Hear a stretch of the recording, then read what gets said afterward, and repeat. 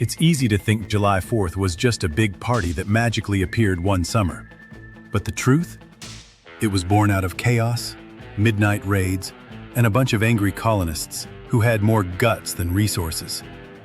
Most of us celebrate with hot dogs and fireworks without realizing there was a time when even whispering the word freedom could get you hanged. Seriously. Back then, saying you wanted independence was like signing your own death sentence. And yet, they did it anyway.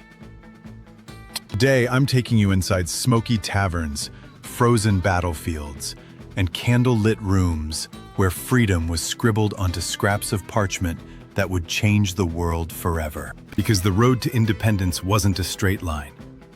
It was messy, dangerous, and full of moments you probably never heard about. Stick around, because once you hear what really happened, you'll never look at July 4th the same way again. Let's rewind to the 1760s. America wasn't really America yet. It was 13 colonies, all under British rule. And at first, things were fine. The colonists traded, farmed, and paid their taxes, until Britain decided to squeeze them dry. It started with the Sugar Act in 1764 and the Stamp Act in 1765. These taxes hit everyday items, paper, sugar, even playing cards. Imagine waking up one day and your coffee costs double because someone across the ocean said so. That's exactly how it felt.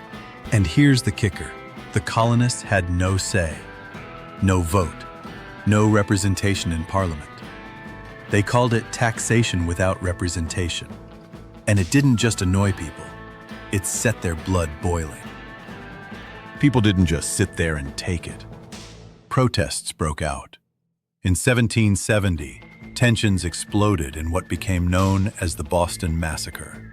A group of colonists confronted British soldiers. Snowballs turned into bullets, and 5 men died that night on King Street. Just 3 years later, colonists threw 342 chests of British tea into the harbor. This wasn't a party. It was a political statement worth millions in today's money. The British didn't laugh it off. They answered with the intolerable acts, shutting down Boston Harbor and tightening control. At this point, talk of loyalty started to die. People began to ask if they can take away our ports and punish us like children. What's next? Then came April 1775. British troops marched to Lexington and Concord to seize weapons and arrest rebel leaders.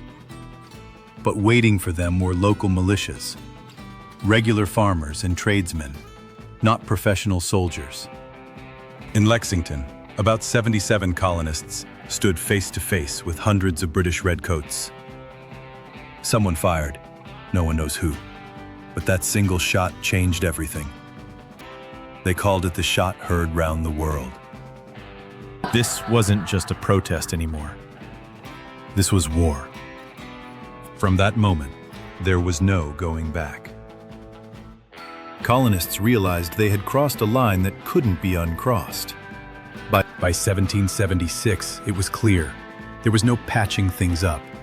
The Continental Congress decided it was time to officially declare independence. A committee of 5 drafted the document, with Thomas Jefferson doing most of the writing. But this wasn't just some letter to the king.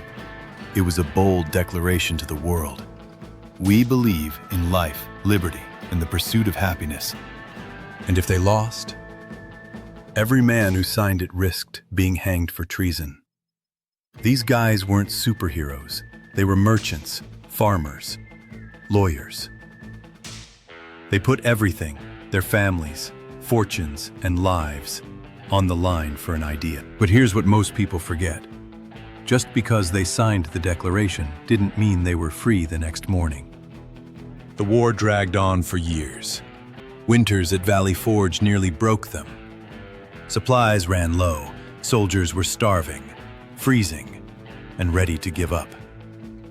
The turning point came when France stepped in to help after the Battle of Saratoga. With new allies, the tide turned. Finally, in 1781, at Yorktown, the British surrendered. It wasn't a Hollywood ending. It was hard, painful, and full of moments when independence seemed impossible.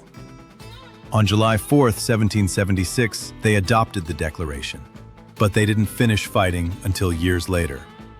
Today, we celebrate that date because it marked the official birth of an idea, that people can govern themselves. The road to independence is more than a history lesson. It's a reminder that freedom isn't free, and unity doesn't come easy. Next time you see fireworks lighting up the sky, remember, you're not just celebrating hot dogs and beer.